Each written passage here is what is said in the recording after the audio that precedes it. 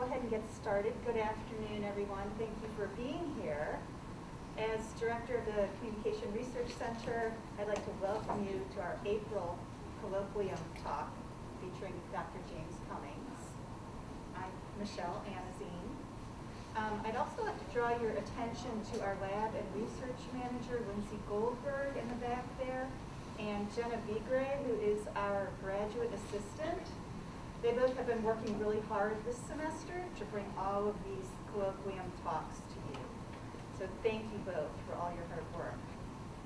A few reminders before I introduce our speaker.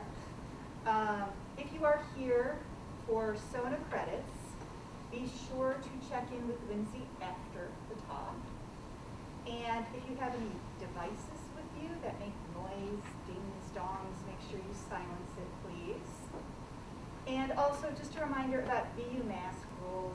I know it's confusing with all the changing rules, but here at BU in this room, we do need to be wearing our masks. So, Dr. James Cummings is an assistant professor in the Division of Emerging Media Studies at the College of Communication. Dr. Cummings completed his doctoral studies in the Department of Communication at Stanford University. He conducts research on human-computer interaction and the psychological processing of media, with areas of focus including multitasking, emotion, motivation, and physiological responses. His recent work examines patterns, predictors, and effects of media task switching and the technological factors influencing user presence, persuasion, and empathy in immersive media environments. He is a former co-director of the CRC and is a research fellow within the Boston University's Institute for Health System Innovation and Policy. His professional experience includes consultancy related to virtual reality, social gaming, and media-based behavior change interventions, as well as user experience research at Google X. Today, he will be sharing his research with us in a presentation titled Capturing Social Presence, Empirical Insights for Theory Development and Industry Investment in Being with Media.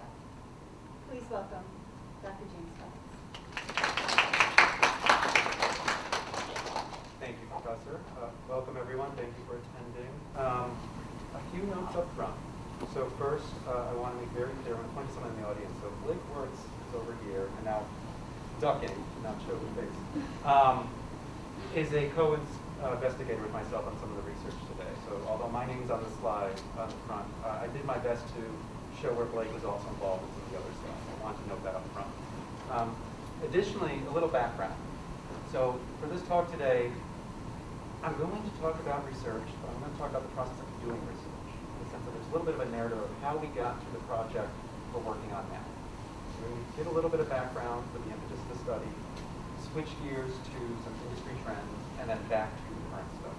Just wanted to roadmap that up front. And this narrative, the idea here is that the initial study was meant to be very pragmatic in nature, very practical. Meant to help inform industry considerations and investments, and in the process has become much more theoretical than I was initially anticipating, which is usually a good thing, but it also makes things a little messier, it turns out, as well. We'll dive into things, and I just want to note, if you have any questions at any point, particularly for the sake of clarification, please let me know. Don't feel like you have to wait till the very end. Okay, so today we're seeing immersive media all over the place. We're in the midst of a major cultural transition with respect to these technologies. And over the last few years, we've seen a variety of new and emerging virtual reality and augmented reality, or more collectively, extended reality, XR is the term you see more and more. XR technologies flooding mainstream consumer-facing commercial markets. And the idea here is that everything spanning from high-end products like the Oculus Rift, now owned by Meta, previously Facebook, so lots of words there, all the way down to cardboard devices that just have some lenses and magnets in them, powered mostly by your phone. The idea is that these products collectively promise to transform the nature and use of immersive media by fitting VR, AR, XR, or all sorts of uses in public consumption. Now, importantly, the success of these devices is going to hinge directly upon their ability to elicit a sense of presence. users, researchers, designers all implicitly assume that presence is a goal of immersive technology. And this is reflected, academically speaking, in the wider empirical literature, but also increasingly, it's how companies are starting to promote their products. You'll see words like presence, and as we'll talk about later today, social presence, on websites now, on promotional materials. That wasn't the case a few years ago. Show of hands, or even better, hearing of voices. Anyone that, I'm looking at a few people that I'm hoping don't answer, but can anyone weigh in? Does anyone have a sense of what do we mean when we say presence? 3D presence. Say again? 3D presence. 3D presence. And what does that mean then? So it's three-dimensional. What about that?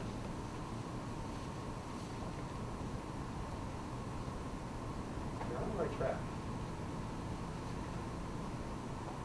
Other thoughts? Looking at Tiernan, we'll probably quote the specific definition for you. By and large, when we're talking about presence, and I want to try to make this as accessible of a talk today as possible. By and large, when we talk about presence, you're absolutely right. I think we can make it even simpler. We see lots of people provide definitions of presence. And this is spanning over decades and decades of empirical research, theoretical abstraction. And the idea here is that these folks have defined and redefined presence multiple times, but for the most part, if we had to have a simple, relatively straightforward definition, presence usually means being there. The experience or feeling of being there being somewhere, usually not where you're physically actually located. And the reason why companies and researchers and all these folks are super interested in presence as an outcome of immersive technology is not usually presence itself. It's kind of interesting, it's a novelty, you feel like you're somewhere. So what? The so what is usually with respect to what happens afterwards. Then when people feel more present in a virtual environment or in a virtual setting, whatever's happening in that stimulus, whatever's happening in that environment, it's going to be stronger. Whether this is with respect to productivity, or performance, or learning, memory, stirring emotions, feeling empathy. The idea is often that presence will turn the dial up on all those things. And so in turn, traditionally, particularly before these were mainstream consumer-facing products, virtual reality was usually used for simulations and professional training where you wanted somebody to grasp something. And maybe it'd be dangerous or expensive to do that in reality. So things like military training, or cognitive and physical therapy. So if you want to do exposure therapy for phobia, it's a bit safer to do that in a controlled fashion rather than say, here's a bucket of spiders, deal with it. Similarly, medical training. But what we're seeing increasingly with these technologies becoming more mainstream is it's not just these high-stakes scenarios. Increasingly, these technologies are used for onboarding and training for employees in all sorts of jobs and in all sorts of positions, even where life is not on the line. We also see this quite a bit in entertainment. So obviously mainstream consumer-facing immersive technologies are increasingly meant to help people experience higher levels of presence in entertainment scenarios like gaming environments. But also, and sometimes movies, but also sometimes brand new types of mediated experiences like this. So the idea of using these technologies for all sorts of use cases like best seat anywhere. An infinite number of people can virtually inhabit the best seat at a sporting event, an award show, if you want to experience the slap up close, I guess, at concerts and all sorts of events where usually only one body can fit in the space. And the idea is we can use these with live stream video and 360 cameras to allow people to experience stuff from their homes and charge a potential premium for it. Now, this feeling of being there, it's assumed to be enhanced by certain types of technologies. Specifically, technologies with high fidelity information speaking to multiple sensory modalities. So can you hear things? Can you see things? Can you feel things and touch them virtually? And with what fidelity? How vividly? Also technologies that finally map a virtual body and what's going on in virtual space to physical counterparts. And then finally, technology that removes the user from the external world, either by literally blocking out the external world, that's why a lot of these things just go on your face, or building walls that surround the person, but also in the content, self-contained narratives that grab your focus and pull you in, rather than having you be distracted by some other external stimulus. And so in describing this relationship right here in the past, some researchers have started using two different words that often get used synonymously. Because they mean two different things. Being there is presence.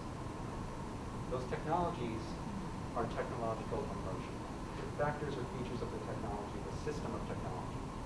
And so more immersive technology leads to user experiences of higher levels of presence. So far, so good?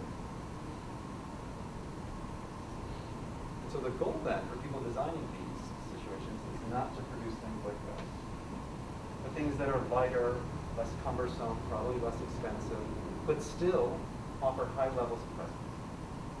And so the question for these designers and these companies is, how do we optimize what we're doing? How do we optimize the allocation of limited time, money, other resources when we design these products? Which immersive features of the technology are most important? Those that allow for high quality displays, those that allow for a variety of user inputs and high quality mapping, or for those that help block out reality. And so a study I did a few years ago tried to tackle this question in a fairly encompassing manner by doing a meta-analysis. Just a show of hands here to gauge the relative nerdiness of the crowd. What is a meta-analysis? Does anyone know? Oh, yeah, I saw your hand. So it's analysis of all the studies that were, like not all the studies, but like such studies that were conducted about this issue, about this topic, and to see how he was, like what kind of positions they use, their kind of research or models they use. Yeah, they're absolutely, and they're used quite often for experimental sort of causality-related research, right? And they're essentially, just like you said, they're essentially studies of studies, right? Instead of collecting brand new data from new participants, I'm sure some of you have done this or Sona credits before, rather than create brand new studies, you're doing a study of those studies. You're collecting that data, you're gathering it, and you're saying, overall, if each of these are an observation, each of these is essentially a participant in my study. What do we see across all of the observations? And so what we did was create a meta-analysis of studies that empirically demonstrated, or examined, I should say, the effect of technological immersion on feelings of being there, feelings of presence. And we looked at the overall effect of immersion on presence, but we also said that doesn't help us inform, that just tells us, does immersion help? But it doesn't help us decide which aspects of immersion we should invest in. What might make the largest contributions? And so we also did mini meta-analyses in each of these particular types of immersive features. So for instance, does a system present two slightly different views of a visual stimulus to create the illusion of depth? That's called stereoscopy. Does the system have relatively high or relatively low levels of sound quality? So the number of channels, but also is that sound spatialized? If you're in a virtual environment and you're walking around, does the sound still sound like it's over there, or does it travel with you as you're moving in physical space? We also looked at the level of tracking involved. So some of you have heard me say this before in class, it's the idea of flagpole VR, which is you have a headset maybe, and there are 3 degrees, see if I get these right, 3 degrees of freedom that are tracked. And more complicated, usually more expensive systems have 6 degrees. They get those 3, but they also capture total movement, back and forth, side to side, and up and down. So the idea there is you're not standing still with just your head on a pivot. The environment moves with your full body movement. There's also not just your head moving around your full body, but different aspects of your body. Can your hands be independently tracked in addition to your head? These are 3 very important parts of the body in terms of engaging spaces, virtual or physical. Beyond the amount of tracking, there's also the quality of tracking. So for instance, do you feel more presence if the way that you're inputting into the system is the way you would do that thing in reality? Do you feel more presence when you steer with a steering wheel in VR than say, or video game, not VR, versus you have a joystick or just a couple buttons on a keyboard or a pad? Another big one is the quality of the visuals. So this can be things like resolution, polygon count, whether the visuals are 2D versus 3D. We're dealing with wireframes, or we're dealing with very rich textures. Overall, what's the quality of the visuals that this is? There's also update rate, so the rate at which the virtual or mediated environment is rendered. This is different than frame rate, but we're not going to dive into that right now for sake of time. But basically, how quickly does the virtual environment respond to and change in light of your inputs? There's user perspective. So this happens quite often in action-based video games. Is it a third-person or first-person perspective? Are you seeing things as if the camera is your character, your representation? Or is that behind you, floating the whole time? You see the representation, and your perspective is floating over the shoulder. One of these might lead to higher levels of feeling like you're there when you are. And then finally, we have field of view. This goes back to the idea of blocking out reality. Okay, well, how much virtual stimulus is shown to you? Is it just your focus? I always feel really weird doing this, even more so with a mask on right now. You only see this much, or do you have an increasingly wide field of view all the way to your peripheral vision? Back here wouldn't matter how much, but if you can do this, just slowly move your finger and try to figure out when it comes into view. That's usually a good sign for thresholds that might happen. And so what we did with this meta-analysis is we conducted average effect sizes for immersion and together, as well as each of these different variables. And we found that, immersive variables, and we found that there was a medium effect size overall for immersion on feelings of being there. And unless you're in physics or other natural sciences, that's almost as good as you're usually going to get. That's a pretty solid effect size for social scientific research. But then we looked at the relative contributions of each of these. And I know a few of you know the answer because I've forced you to read this. But for other folks, any guesses about which of these immersive features might be the most important for helping somebody to feel like they're there?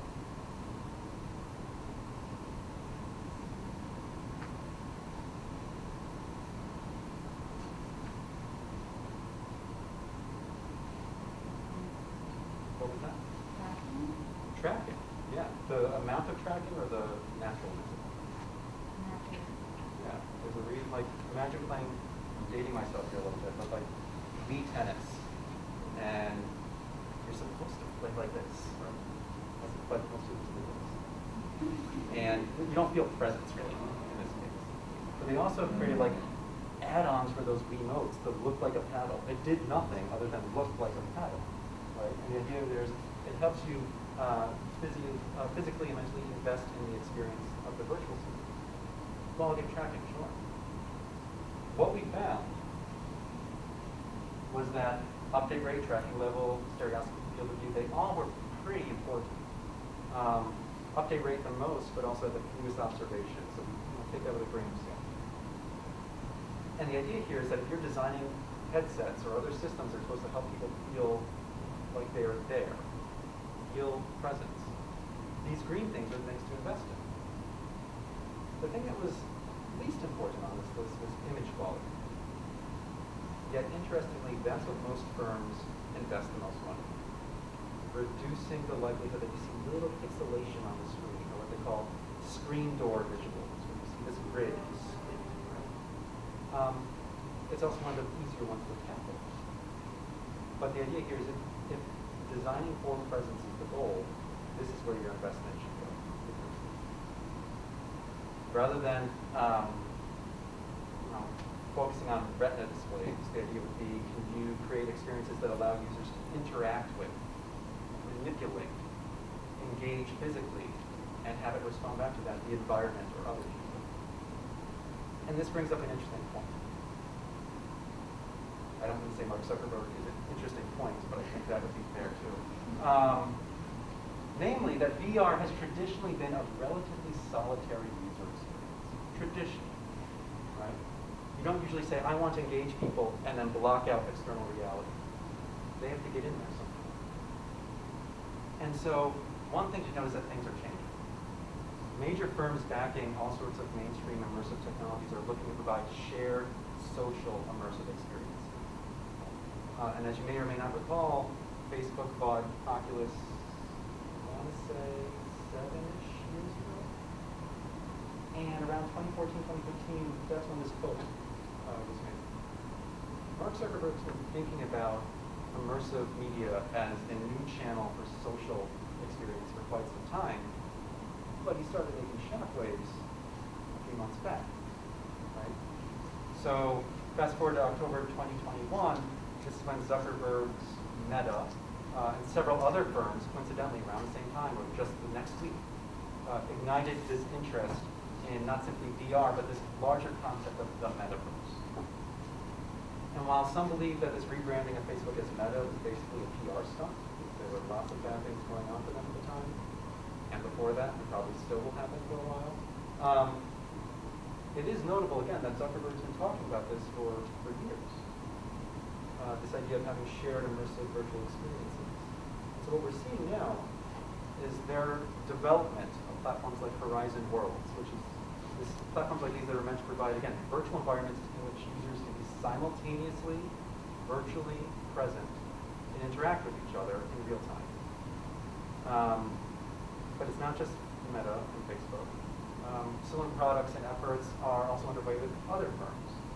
Microsoft particularly has integrated their immersive Mesh app with their Teams platform, which is already well established. Accenture has what they call the Nth floor, their own little private metaverse, where they do all sorts of hangouts and work meetings. But the other thing to notice, it's not all work related. So Roblox is probably the most successful of these platforms right now, which is arguably just depends on who you ask, but arguably a giant sandbox for just casual social hangouts and other sort of entertainment activities. It's not, let's go have a boardroom meeting, although there is some of it.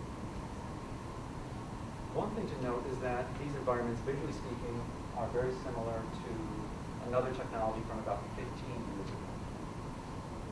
Does anyone recall a virtual environment from a decade and a half ago that made lots of shockwaves and lots of publicity and then has kind of disappeared?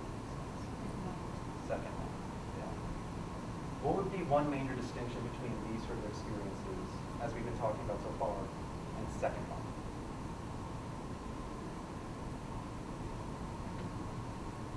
What's that? Yeah, the immersive component, right? Second Life is usually on your strictly flat 2D screen. A lot of these, not as much. That's one of the big distinctions. I think there's another distinction that this is the nerdy academic now that gets interested in it. Rather than just the immersion distinction, it's that in these platforms, you don't just have to be a cartoon-looking avatar. Even though in most of these, you're just a legless torso with no neck or no wrists floating around. Rather, as these platforms continue to mature, there are going to be a number of different formats by which people can socially interact and be represented with one another. For instance, depending on the platform, when you're meeting with someone else, you might interact with a holographic representation of the person, a holographic representation of their avatar, which does look kind of cartoony. Folks see, should I get the lights for a second? Let's do this as well. So a hologram of an actual person versus a holographic representation of their avatar versus you're there in real space. Alternatively, there may just be a holographic representation of what's something more akin to, I don't want to say traditional, but current media formats. Videos, right? So just a relatively flat video screen, but it's still a hologram. Taking this a step further, we have groups like Hyundai, who say, you know what, in the future, the metaverse, this blurring of virtual and real, it's not just going to be avatars or holograms, it's going to be robots. And we will have real-world physical avatars in the form of robots that we're controlling from other places. And we'll interact with each other, and then robots, not avatar robots, and we'll be doing all these things as part of this larger metaverse. Being able to interact with environments of people not in our immediate vicinity, even though it's not digital either. Excuse me, not virtual. And so the thing to keep in mind here is that in order to be successful and to achieve mainstream success here, crossover appeal here, these companies will need to ensure that these platforms do not simply just elicit a feeling of being there. That's not enough. This is different than feeling like you're in the environment. It's more than that. It's more than presence. It's what we might call social presence. And so, as we've discussed so far, we've been focusing on this idea of being there, and a lot of people equate the set. As people have talked about presence more, particularly the nerdy academics, we've delineated between different types of presence. And when we say being there, what we really mean is spatial presence, or physical presence. Feel like you're in that environment. Social presence is a related but distinct type of user experience. And it's likely the one most important, the type of presence most important to consider when designing for effective, enjoyable social experiences like these. And so again, while spatial presence can be summarized as being there, social presence, if we had to put a label on it, we'll get to this quite a bit for the rest of today, but we might start off with the idea of being with another. A lot of folks have defined it with the idea of you feel like you are with another person that is not actually there with you. And so now the question becomes, how do we design, or what advice can we give companies to invest for their investments if we wanted them to succeed in designing for social presence, not just a feeling of being there, but a feeling of being with others. And so just like the previous meta-analysis looked at different immersive features and how they might lead to spatial presence, my co-investor, Blake Woods, and I, we are looking at what sort of variables could then lead to social presence, this feeling of being with another person. And you know that we replaced immersion here with X. And that's because when Meta and other companies describe how these environments sort of work, they don't simply focus on being there. They focus on the idea of recreating and replacing genuine face-to-face experiences and interaction. Being there in terms of, I use virtual reality to visit the Grand Canyon, does not have to be a social experience. If you want it to be a realistic experience of visiting the moon, it probably will not be a social experience. These are supposed to be fundamentally inherently social. And so there may be different technology that's needed. Immersion may not be sufficient for leading to social presence, but even more importantly, it might not be required. So taking it back, a step back from immersive metaverse visions, we're already increasingly surrounded by all sorts of socially interactive, shared digital experiences. And these experiences range from video chat to collaborative documents, like when you see that creepy possum up in the corner of Google Docs, watching your work as you're editing. Like which of my group mates is doing this and not contributing. But video chat, collaborative documents, interacting with AI, and personal assistants. And on the whole, these experiences suggest that immersion, which sometimes they're super immersive, digitally immersive experiences. On the whole, these experiences suggest immersion is not like the magic bullet here or the secret ingredient to getting to a feeling of being with another. It's not what we need necessarily for social presence. It might help, but maybe it's not everything. And so if it's not immersion, the question becomes, what is it? And so Blake and I have decided to dive deep into the literature, just like last time. And in turning to the empirical literature, we can identify several relevant factors that are largely related to the variety and the richness of different types of social cues.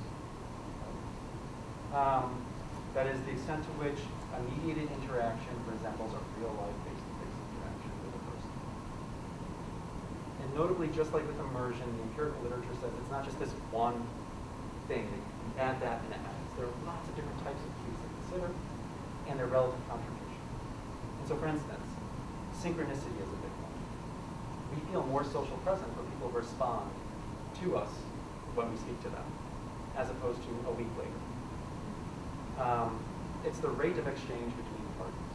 And higher rates of exchange usually mean higher levels of synchronous conversation, higher levels of social presence. It's also the breadth of communication channels. So how many of them are being tapped for this interaction? Is it just visual? Is it audio? Is it touch? We actually do a lot of social interaction that has nothing to do with touch. I don't think that's what's required for the metaverse, but it can help. If it is visual, what kind of visuals? Text, pictures, moving pictures. All these differences, these different modality comparisons can matter.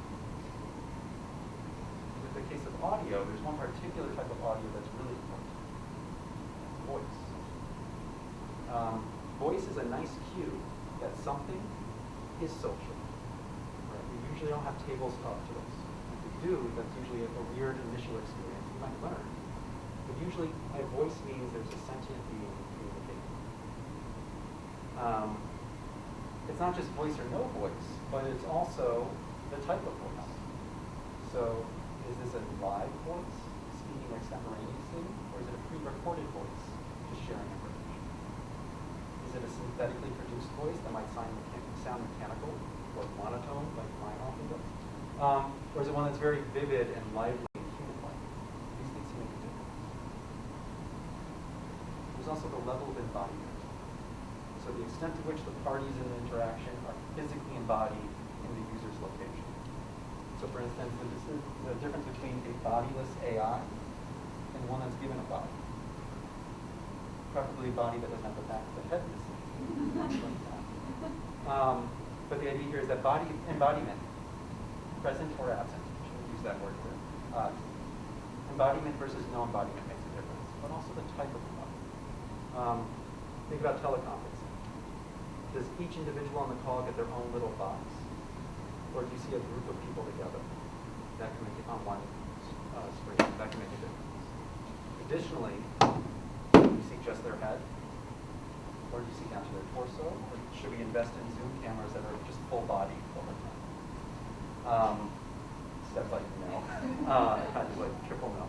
So the idea there is we communicate with more than our voice, more than our faces. And the extent to which different nonverbals and body language can be conveyed through the technology might make a difference for social presence. This feeling of being with another person. There's also the idea of behavioral realism. So this means the extent to which a mediated other, the representation, displays body language and nonverbals like we just said, or other social cues that we would expect in a real-life face-to-face exchange. We don't usually expect people to just sit and stare in reality. And think about when that happens on Zoom. I've seen some of you, actually, I'm not going to say names, I've seen some of you do that. You've probably seen me do that in meetings. And what's your initial response when you see somebody just perfectly still on Zoom? What's that? They're frozen. They're frozen. What's the real world equivalent to they're frozen, right? If someone's not moving, you still know they're there. Maybe they're not there in the conversation, but there isn't a bigger issue. And so, by virtue of mediation, the extent to which we have these social cues through the form of behavioral realism make a big difference in social presence. There's also a degree of anthropomorphism, where the extent to which a party in an interaction is human-like in their appearance. And so, when this is online and virtual, this can refer to the relative humanness of an avatar, right? So you might make an avatar that looks just like you, or you decide, you know what, I'm going to be a seven-legged dragon at my business meeting, from my corporate meeting today. That was a big thing in Second Life for some reason. They're trying to figure out if they should or should not allow that in certain environments with metaverse. When it's not online or mediated, when it's face-to-face, say with robots, anthropomorphism can still apply. You might feel higher levels of social presence with this person. Notice I said person, but that thing as opposed to this thing. And arguably these salt and pepper shaker looking things in the middle that have faces of roughly humanoid shapes somewhere in the middle. The degree of physical anthropomorphism can set up certain triggers for treating something socially and feelings of social presence. And then finally we have perceived agency. That's whether or not the user thinks this virtual mediated representation is controlled by another human, or simply a presentation controlled by software. So what's important here is it doesn't matter if it's true agency, it's perceived agency. You can have very long, extended dating app conversations with bots if you think it's a real person. You can do it with a bot too, but you probably have better things to do with it. Is anyone familiar with Google Duplex and Google AI, the way that functions? Few nods, but some more head shakes. So I'll summarize. Essentially, a Google Assistant that can place phone calls for you and schedule things like an appointment at the dentist's office. And the person on the other end does not necessarily know that that's a virtual assistant, because the voice sounds human-like.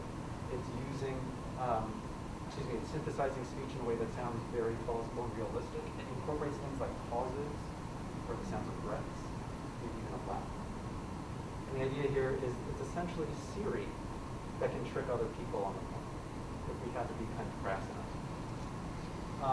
The idea here is that the person on the other end of the phone doesn't know that, and we feel maybe certain levels of social presence with that thing than they would otherwise, which is an automated thing. And there's also the idea of non-player characters. So if you're in an online environment and you don't know if this is the computer controlling a character versus another player, you might feel different levels of social presence in one case versus another. You might also treat them very differently, it turns out. But all of these things, again, it's the perception of who's behind the representation, not necessarily the reality of the situation. All right, so good. Reviewed the literature, we found a bunch of different variables, and it's not just X anymore, it's social cues. And it's the variety of different types of social cues and the relative richness of these different social cues. Those can now be what we use to do a new meta-analysis to see what influences social presence. We can crunch those numbers in our study of studies, and hand that over to Meta or Microsoft or other groups and say, this is what you should do. But we ran into a problem, which is, what does this mean? So, in all of these scenarios, there's arguably a feeling of being with another. But in what sense? In teleconferencing and video chat, it's the illusion of seeing another real person as if they're face-to-face with you. When you're interacting with a personal assistant or a robot, you don't think it's a real person. But you also don't have to have this illusion of where they are. It's literally right there. So different type of perceptual difference. Social VR seeks to replicate all sorts of, again, real-world face-to-face interactions with a range, with manipulating and instilling a range of different types of social cues, verbals, nonverbals, that would be found in our regular real-world interactions.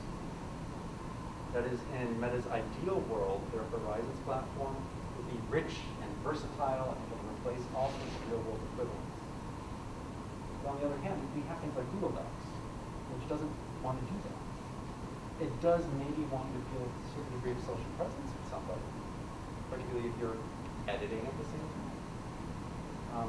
I know one of the strongest cues for me in Google Docs with social presence is actually I'm editing something, someone else is editing above, and the page just keeps moving. I don't like that, but I know someone's in the document, I can tell them to stop. I can ask them kindly to stop. But the goal isn't to replace reality.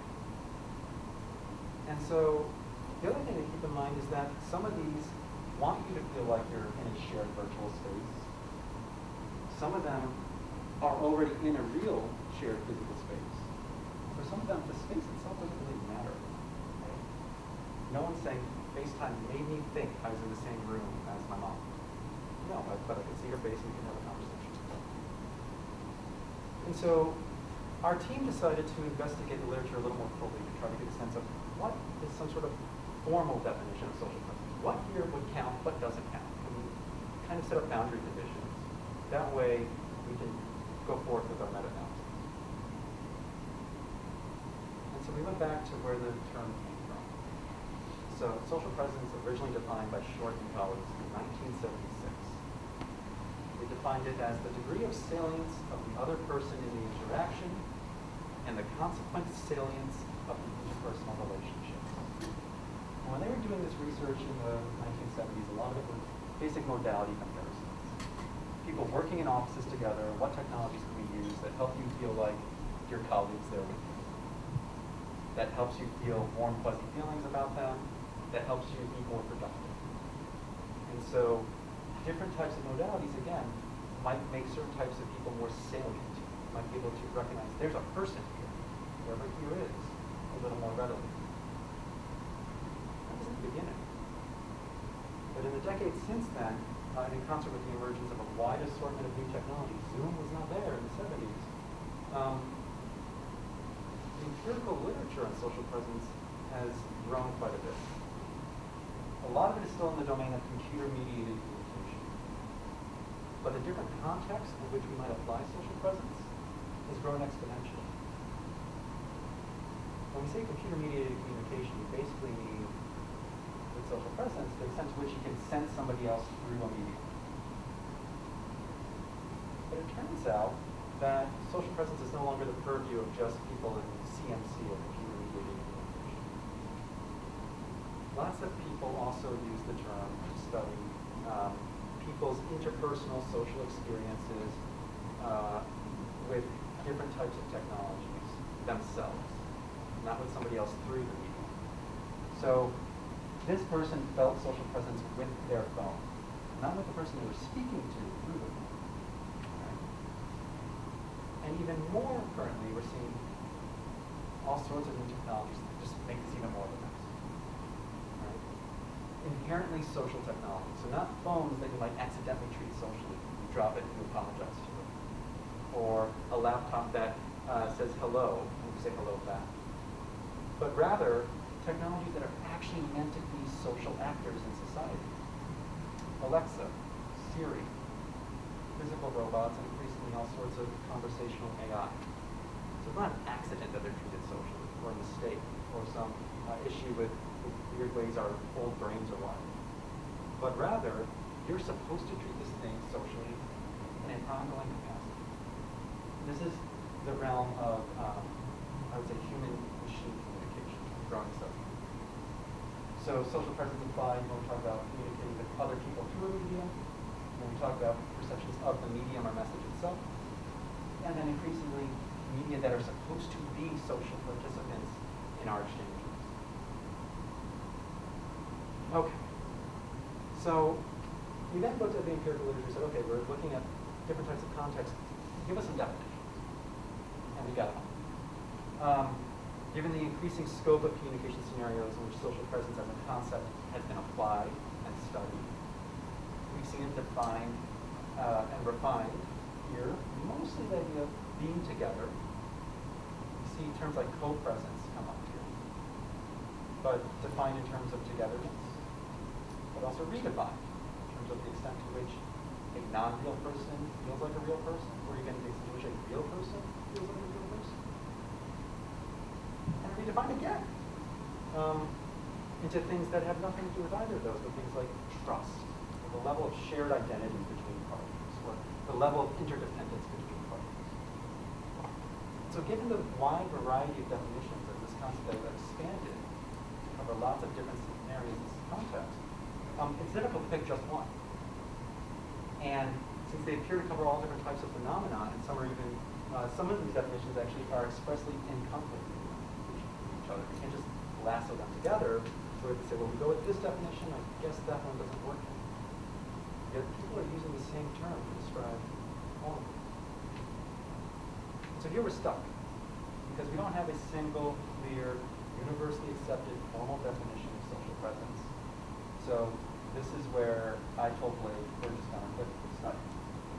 And he said, no, we can't do that, because this is the most important thing in my life. I said, that's really weird for you to say. But we said we have to figure out what to do here. And the thing is, when you're dealing with different definitions of an abstract phenomenon, things like violence, interactivity, presence, there are a few different types of definitions. There are conceptual definitions, top down. What are the words we use to actually define them? And then there are what we call operational definitions. How do we actually embody, measure, quantify that thing somewhere out in the world? How many of you have taken coursework with Dr. Olaskon? He loves operational definitions. He loves to just measure everything and anything. And so the idea here with social presence, we're thinking, well, we're getting confused going this route. We're trying this route. What if we go through the literature and see, what are people actually measuring when they say they're measuring social presence? What does that look like? And so we did a study, and I'll try to go quickly here in light of time, but we tried to do a study here of a content analysis of measures of social presence. Maybe that way we can figure out what is social presence, empirically speaking. And so what we did is we sampled, and apologies to go a little quickly here, But we got a robust sample of empirical studies related to social presence from a recent systematic review. And in those studies, we looked at how they measured social presence. What were the instruments, usually self-reported instruments, that these studies used? 24 of the studies in that initial sample we had to get rid of because we either couldn't access them, or I think it's even more likely the case, more frequently the case, there were insufficient details in the articles to explain what the measurements were. And sometimes you send nice emails to authors and they don't respond to you. But we had to get rid of some of the items, some of the studies. Because we had a final sample of 161 studies that used 125 unique questionnaires or subscales of questionnaires to measure social presence. And across those questionnaire scales and subscales, 278 different individual items to operationalize supposedly social presence. And so then we did two things here. First, performed a thematic analysis where we went through each of the items and we said, what sort of definition from the literature does this fit? Is this salience, the way that Short et al. Talked about? Is this non-human seems like a real human? Is it something else? And when it was something we didn't have in our list from the literature, added a new conceptualization. And we went through the entire list of items until we reached what we call saturation. Where basically we had enough different conceptualizations of social presence that we could code every single item in the sample. Then we did actually a quantitative content analysis with those codes to look at the relative frequency of different conceptualizations of social presence, as well as the relative co-frequencies or covariance of these. Do certain ones cluster together? What we found was that we had 7 different distinct conceptualizations to reach saturation. One of them being social presence as the salience of another. So again, it's the extent to which a user is aware of the presence of a mediated other, as well as estimates of the medium's affordance of detecting something. Separate from I detect your salience was you're a person. What was perceived afterhood. So this conceptualization focuses on the extent to which a non-human object or a mediated human, usually not a face-to-face human, is experienced as a human being. More fundamentally, experienced as something that has a theory of mind, has agency, has sentience, has thoughts and actions. There is also social presence as co-location and non-mediation, referring to the extent to which users sense that they are occupying the same space, that they're there together in a specific space. So this is not FaceTime, but this might be something like some of those metaverse environments. There was understanding. So the idea of the awareness of or the insight you have into the other party's attitudes and beliefs and feelings. Oh yeah, I know what that person thinks. I know what they feel about that topic. Which is distinct from association. Association is not just knowing it, but agreeing with it. Or feelings of affinity. We're on the same team, we have a shared identity, we like each other. There was then involvement. And so social presence items that fit this coding basically related to the extent to which you and or the other people are focused on each other or whatever it is you're doing together. You have my attention, I have yours. We're interdependent in trying to get this thing done. And then finally we had medium sociability, which was basically the extent to which a non-social media message usually, or medium, was experienced socially. No one's confusing this with a social actor, but it might feel warm and fuzzy and nice and welcoming. And sometimes that was used as ways to measure social presence. We also measured overall social presence. So sometimes there'd be a question that says, I felt very socially present, rate 1 through 7. Or things that just were not social presence. Things that were tied to these measures, but maybe represent something distinct. What we found was that questions related to salience and perceived afterhood were the most common. We also found that a lot of social presence measures seem to measure something that is not social presence. In terms of frequency, co-frequency, we found that questionnaires, scales and subscales that measured perceived afterhood we're less likely to measure almost anything else. There's a negative correlation there, except salience. These two things went together. And it could be because they also often use different items for the same scale, so we're not going to get to that level of detail. We also found that questionnaires that measured understanding also often measured association. Excuse me here. But we also found that both of these were negatively correlated, positively correlated with items that were not social presence. These cluster together, but they also cluster with something that's distinctly not social presence. Skip ahead here, some interesting field-based differences based on where these studies came from. And what I'd also note is that the results indicated, unsurprisingly, that individual instruments tended to be more conceptually coherent than a full battery of social presence items all mixed together. With over half of all social presence instruments tapping into only a single conceptualization. However, a number of instruments did not include any singularly dominant conceptualization, kind of just a hodgepodge. And so we have some theoretical implications to consider. First, that these conceptualizations appear to fit along a vector of increased connection and intimacy with another party.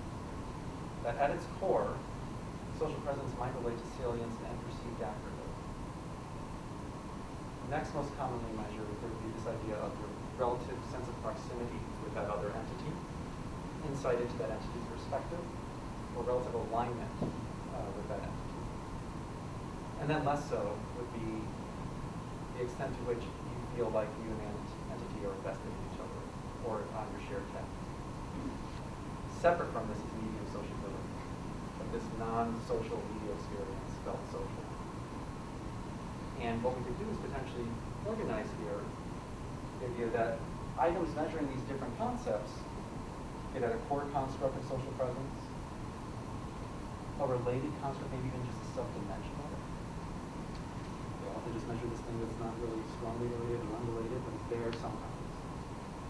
And they often measure these two things that often go together, but they also go together with non-social presence.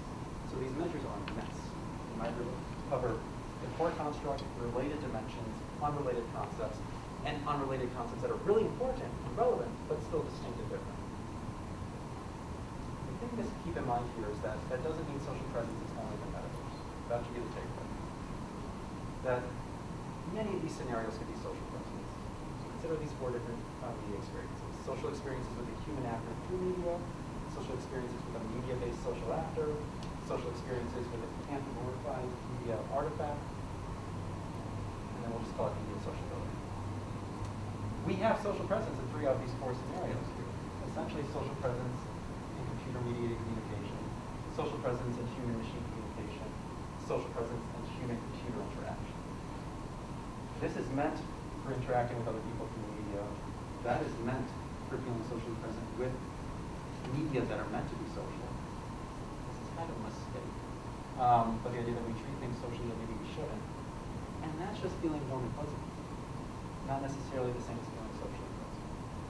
And so the big thing to keep in mind here is that now we have a bunch of different social cues to look at, but we also have a bunch of different forms of social presence to look at. And so as many of my students have heard me say in class, my favorite answer to most things is it's complicated and it depends. And I think that's going to be the case here. I think performing this meta-analysis will let us tease out if these are actually formally different concepts. But also, if we know that embodiment really relates to one conceptualization and not another, that helps inform industry design. If we know that investment in voice would be most important for, say, salience, but not the others, then apply that only in that scenario. So this meta-analysis, which I hope to present at next colloquium, not yours, but mine, we'll hopefully be able to get at some of the industry insights there, as well as theoretical enhancements. Thank you. So, as I'm wont to do, I ran a little long, but I'm happy to take questions. I also know that folks have other things in life, so at the end of our session, you need to get up, and I'm still talking. I'm not offended. But any questions, any thoughts, or comments? Are there any political constraints in what these companies are trying to do? So it's kind of a wild west of sorts right now, to use a very American phrasing there, I guess. But the idea is they're still figuring it out. And so companies like Meta, and this is beyond what I should fairly speak about as a media psychologist, because now we're entering public policy and things that maybe are beyond my purview. But what I can note is that Meta, for instance, has made very clear, we kind of screwed up with social media, regularly speaking. And so we want to try to be ahead of the ball here, ahead of the curve a little bit with getting things right early on. We want to, so they have major calls about how should we make the metaverse safe, ethical, exactly. So from a PR standpoint, surprise, surprise, the idea of let's frame ourselves as a socially responsible company through this new media. Whether there's staunch political components to that as opposed to commercial and ethical, that's beyond my paper. Great question. I'm curious to know your thoughts on how social presence might relate to the uncanny valley, especially as we move into like social actors kind of being more, having more agency and like AI and the metaverse. So one of the big things here is the uncanny valley, for anyone that's not familiar with this, things look more and more human-like. We tend to like them more and more until they get really human-like and not quite human. There's a big dip, and then when we get back to full-fledged humans, liking goes back up. So this is valley. And there are weird evolutionary explanations for that, supposedly. Like the reason we don't like zombies, for instance, is because things that look dead, well, it was probably better to stay away from them. So like non-living people are good to avoid, is the idea. With the uncanny valley and social presence, there are a lot of the same factors that feed into them. And I think there's an interesting parallel there with similarly spatial presence and cyber cities. So a lot of the same factors feed into both of those, but if you get the factors that feed into spatial presence, all those immersive technologies, if you get them there but they're slightly off, like tracking is a bit delayed, you feel really bad really quickly. And so I think there could be common ground in terms of contributing forces and calibration. Sophia, that embodied agent up on the slide before, she doesn't have a back to her head. And the question is why? Is that to remind people that she's not quite human? We also know from literature that we like things that are consistent. And so one way to safely say this is not human is to have some very obvious non-human element to it. That's probably not the greatest way to market this is a lifelike human-like product though. So there'll be, I think, some interesting tensions initially between commercial tendencies and psychological tendencies until the design better matches what users like and dislike. Long answer long, but to get to the point is I do think that there's a lot of common ground in terms of the forces that influence both of those experiences. Other questions? I have like three quick ones. I'll start with the most personal, which was in this review of literature, the theoretical literature and the sort of standardized measurements that are out there are all, to my mind, very active. They're very top-down. We define the theory first, then we come up with the questions to ask.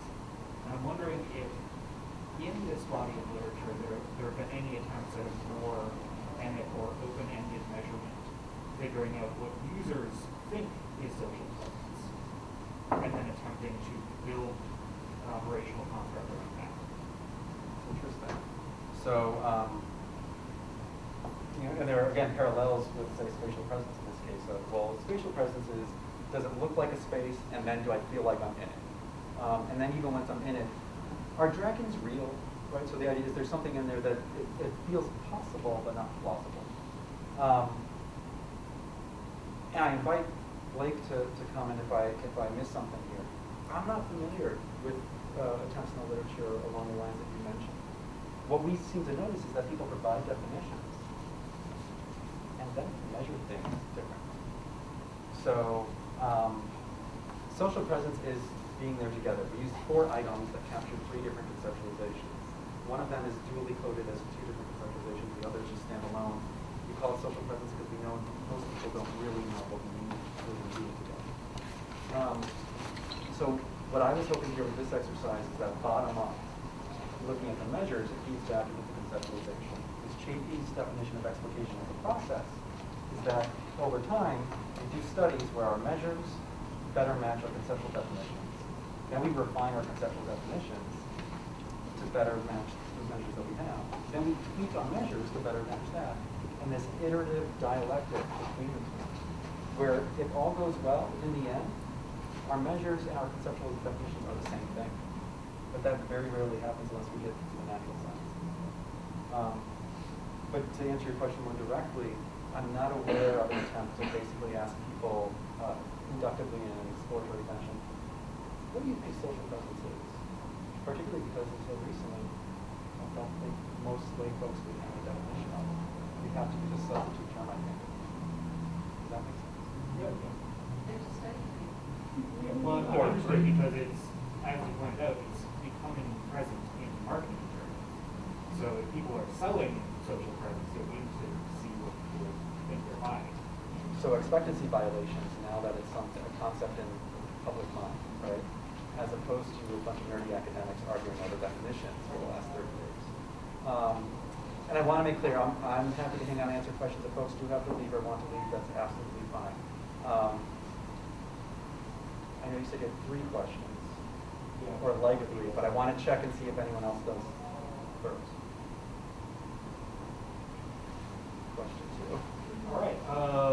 This sort of builds up the idea of the uncanny valley and the sort of sliding scale of fidelity. And also you mentioned non-real characters in video games.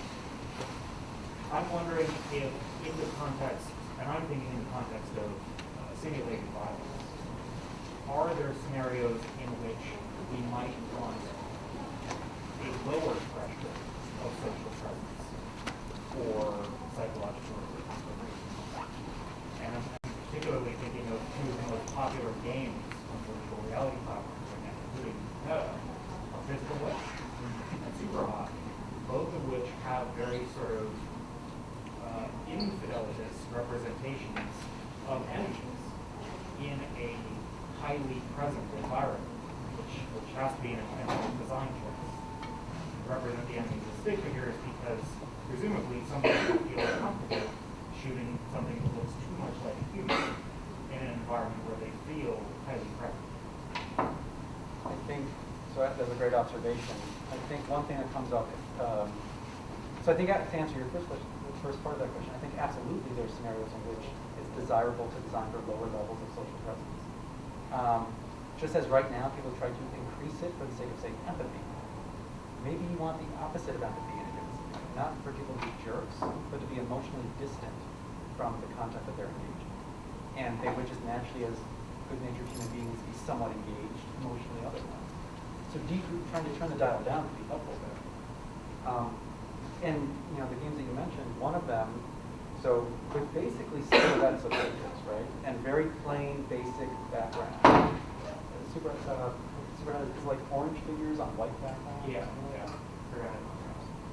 It reminds me of self-determination theory's distinction between, I like video games, and the theory gets applied to things way more than video games, but in the context of video games, I like shooting people in games, not because it's violent, but because I'm good at it. And a headshot in particular is not enjoyed because it's ultra violent, but because it's extra difficult, and it has a specific convention-established consequence for how other people will be.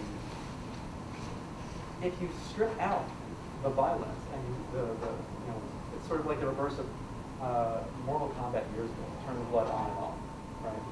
If you strip out from the beginning those sort of additional visuals, I think you can focus on other aspects of the experience, and I don't think social presence is what the goal is for that scenario. I think the idea is, from my own experience playing that game years ago, to be challenged, to get upset, and solve through trial and error quite often, not even try to fly through a board and succeed. But because of the temporal dynamics in that game, you almost have to learn by failing. And so I think it's a novel learning experience that's not meant to necessarily have social presence. If there was an online multiplayer version of it, then I think there'd be some really interesting considerations in terms of what they're designing. Does that make sense?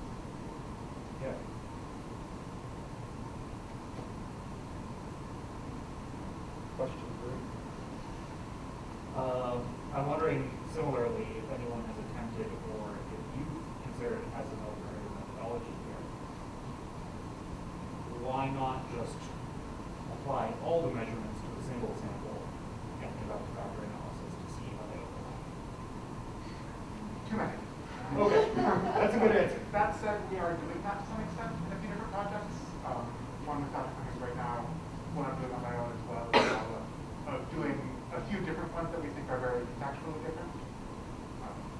That would hopefully start to get in that direction.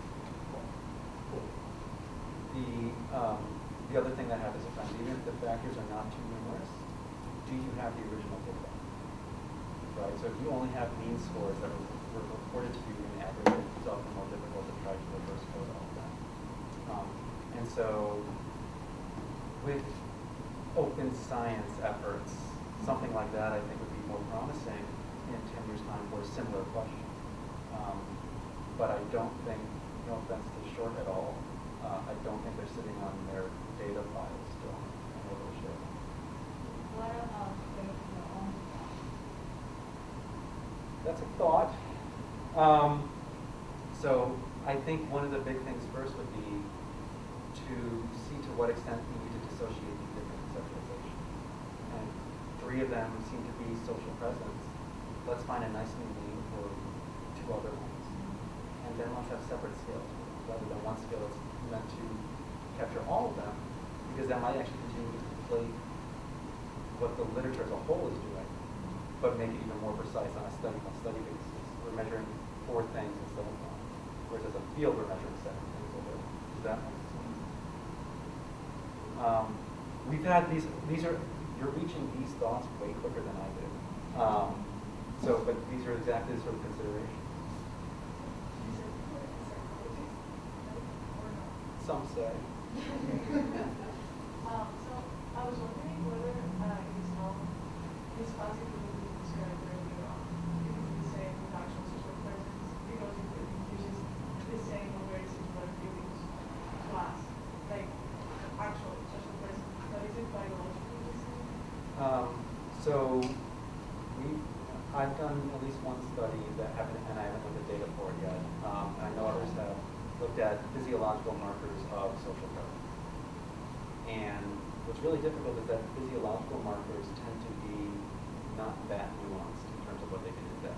So they'll say the person was aroused, the person was stressed, the person was happy, the person was thinking hard, but not they were present, they were experiencing flow, they were experiencing narrative transportation. These other elements that would be highly relevant but are harder to have physiological index to. But I think that's the first step. So social presence is not only defined positively.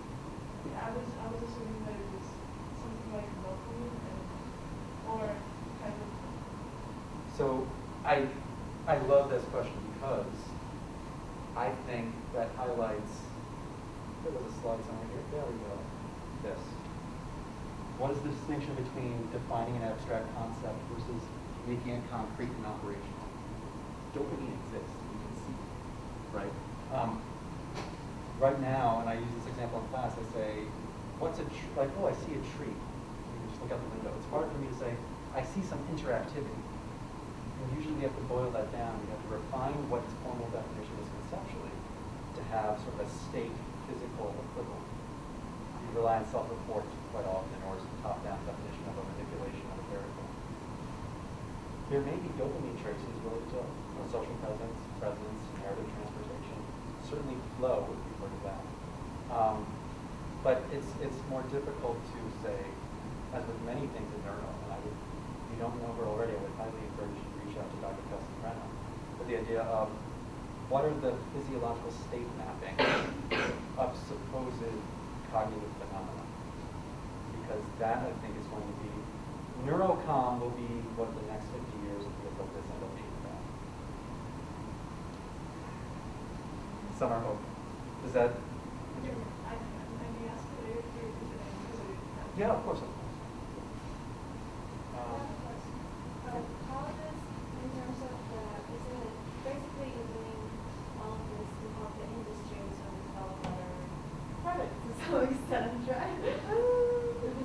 Kind of, sort of. Don't you get the funding from that? Well, none of this was funded. All right. Shucks. But what I would know, and so it's framing too. So we'll be very candid here, even though we're still recorded. Many of you may go to an academic conference. Many of you may present at an academic conference. You did the study, you had the impetus for the study, and then the way you introduce the study may be different than what reality is. And so I will be presenting this last part of this presentation at a big academic conference next month. Geez. And the framing there is slightly different because in actuality, Blake and I started doing this meta-analysis, but it wasn't to, I think we were just kind of nerdy and interested in concepts. It wasn't, I hope Meta wants to fund us with it. That was my take. I don't know, Blake, maybe you're still waiting for, maybe they've already reached out to you, you haven't said anything. But the idea here is, yes, it should, I think it's twofold, the potential benefits here. Practical would be better design, but the other would be theory development. Right? So my question would be like, does the industry will listen to those suggestions for design, or do they use it, for example, as you were saying in the image, right? Because it's just something that they can do, and it's probably cheaper and it's easier, rather than tweaking different things that might be funny. I have some initial thoughts, but I invite anyone else with thoughts to also weigh in. Remember my favorite answer from earlier? So different firms are more receptive to theory than others. There was less variance there, I would say, probably 10 years ago. But that first meta-analysis from the presentation, I know a bunch of people in the industry that read it and actually made some decisions based on it. And they didn't quite get the larger theory. They had to explain, like, well, image, if you look at media equation theory, it kind of explains why that wasn't, and they're like, I don't care about that. Just the numbers tell me what I need to do. If you are an in-house researcher, increasingly there's some warmth to the idea, again, based on which firm. We don't want you to reinvent the wheel every single study. Learn from what's out there and let's invest wisely. And so it ultimately comes down to a trade-off between, do you want to do A/B testing and make sure you get the exact results you want with your interface, your design, your product, versus is this meant as a learning experience and an ongoing contribution to knowledge? The latter is quite often what we do in academia, and that we claim their implications of the other type in a paragraph at the end of our paper. I'm hoping that this one balances things a bit more. But to answer your question, it depends on which companies. I'm not going to name certain ones we can talk about later, but from what I know from friends still working in these little companies, some are told theory is a bad word. Some are told, oh, actually that's a benefit. Thanks, we didn't know that. And they're operating with that. It's very different than maybe 10 years ago. If I could add to what Dr. Cummings was saying, there's also some danger in industry-funded research. In that, well, you know, it could be biased. They could be conflict of interest. They could be leaning on these results here because it allows them to market something that makes a lot of money rather than is consistent with this thing over here. So, you know, it's a fine line. Especially if they indicate that they will not let you publicly release your findings if they go against what they want. Yes. Which is the worst case scenario for something like a meta-analysis, because that's not just the file drawer problem of things are hidden because they weren't significant. It's they were significant and we don't want you to know. That goes against the pursuit of knowledge. First of all, thank you so much for your presentation. So please forgive me and correct me if I misunderstand the term. Social presence is being there, and also you extend the meaning to being there with another.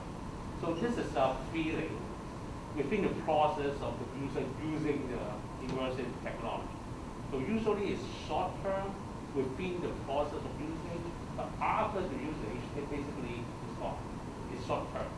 So that's why a lot of this kind of immersive technology basically looking for something longer. So for example, knowledge change, attitude change, or even behavior change. So my question is does social presence or stronger social presence really contribute to longer change in knowledge or behavior or practice or what? Oh, that's a fantastic question. So a few things I would first one note, I think with social presence the idea is it's not being there, it's just being with another. There, like with with the video chat with your phone, there's not really a there to speak of other than any reference to the other person.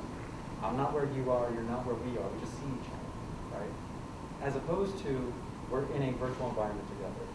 Or as opposed to, I'm talking to my Google Home that's right here next to me, and I'm treating it with high levels of social presence. I think the idea of longer term experience, so some of the items mixed in with all the rest of these do get at the idea of this technology would help foster a community. I don't know if that counts as social presence. It's probably very much related. And similarly, if we had questions along the lines of, this could help me learn. This would help me better understand another person. I think for the latter, understand another person, we're counting that as social presence. Help me learn, it kind of depends on what. Is it the content, or is it about the individual? The individual, there's some other questions along those lines that seem to count as social presence. But if it was, I'm a biology teacher for 10th grade biology, you feel like you could learn that content better in an immersive classroom where we feel high levels of social presence as opposed to Zoom, or as opposed to an online chat. I think this gets back at the other idea from the beginning, which is most people from the design side, industry side, they don't care about presence, or for that matter, social presence themselves, itself. It's what do those things signify? What are they likely to lead to? What are the downstream effects? Learning, stronger emotional responses, onboarding, being more streamlined. These things that, memory, these things that are useful in and of themselves.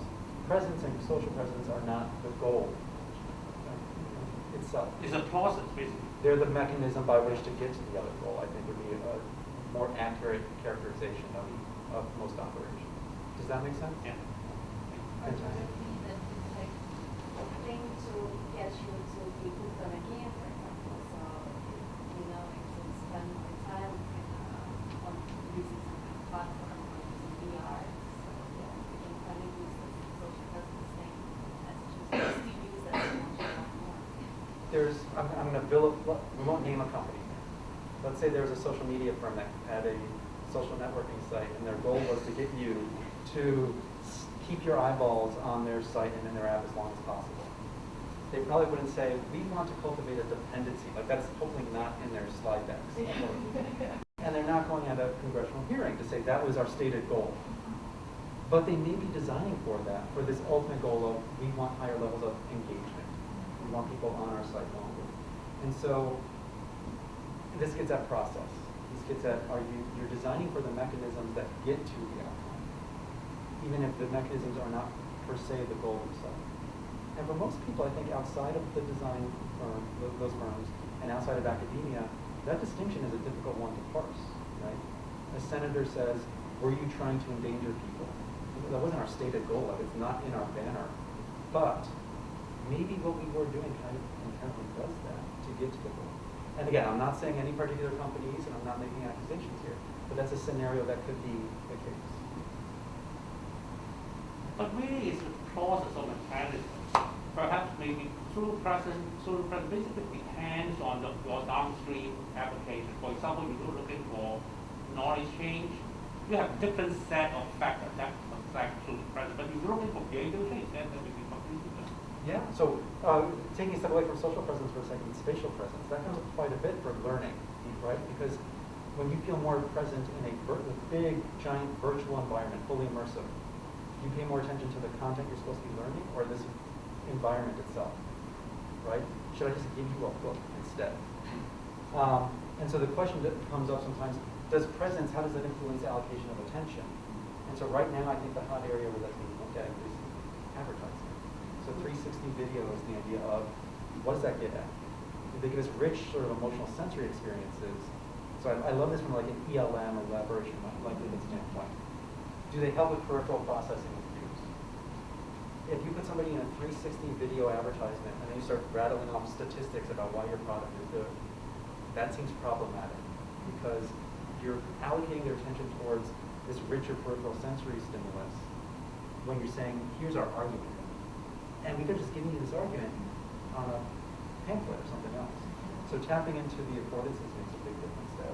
I think you're absolutely right. So it's this larger process that probably has a series of mechanisms, not just one. Yeah. I apologize, but I have The video 10 died minutes. 10 minutes I have ago. 10 minutes to break this room down. I'm So- happy to help. Welcome.